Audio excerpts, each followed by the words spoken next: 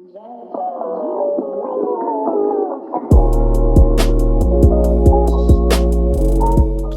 there, I'm having a absolutely beautiful walk near my house, and I wanted to post this as kind of an addendum to the October movement reading that I just posted, mainly because as the full moon energies started revving up, new stuff was coming in. So the movement reading may still be applicable to you, things like having a little bit of a trouble jump starting the mind-body connection, and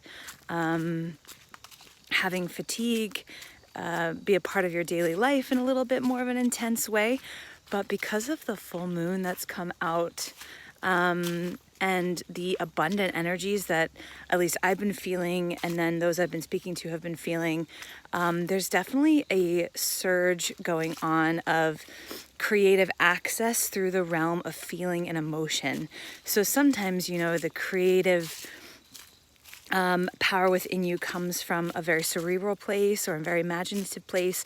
But right now, I want you to notice how you can use play and exploration in your practice to tap into some of the more heartfelt based energies in order to access creativity. It almost feels like creativity is now able to come from lower down in the body. So if you are familiar with the chakra system, that will make sense to you. The other thing that I would say is that when you feel the surge, wow, look at this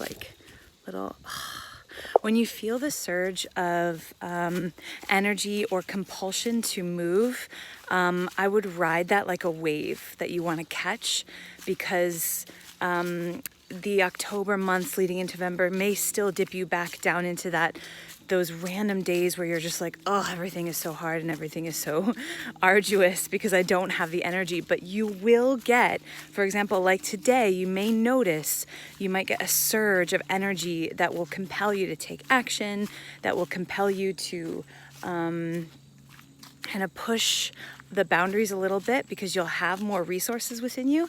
And that's the reason I wanted to post this message, is didn't really take into account that would be a part of this month, because it didn't feel like that was going to be a part of this month. But as soon as, at least in my area, the weather started changing, and we led up to the full moon, I started to notice new energies coming in that I did not expect. So I just wanted to share that, because I did not expect it. And it's something that I'm noticing, not only in my own space, but in the other spaces that I bear witness to. So take that in if it resonates.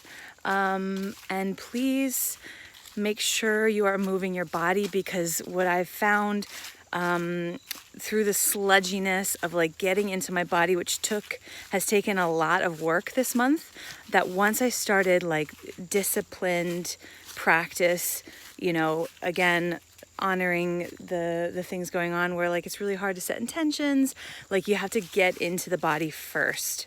So that's why I'm finding walking so helpful, because it gets me into my body in a very active way, and then I'm able to actually have movement practice. So that's my final thing I want to share. There was one more thing. Oh yes, okay. So here's the thing. Something that I'm going to start to do in my own work is work on extending experience. I already believe in deep dive immersions. I believe in prolonging an experience to see where else you go. And in dance, especially, it's very start and stop. We all know this, right? And especially in a class, you might get 2 minutes to have a freestyle. And so I have been, over the last couple of years, extending those experiences longer and longer and longer. And I think something that inspires me today is this idea that we need to dive a little bit deeper in what we are doing mindfully, and notice how we actually pull ourselves out of it and start to push at those, what we think are those perceived limits, And so you can look out for me in the next year really playing with this. It's taken a while because, you know, as a facilitator, as a teacher, we feel like we have to provide so much. But right now I'm feeling really drawn to provide space more than anything, and sort of that outer perimeter structure, and to really hold space for people to have prolonged, extended experiences. So notice in your practice if you are cutting yourself off. And if you're cutting yourself off, why is that happening?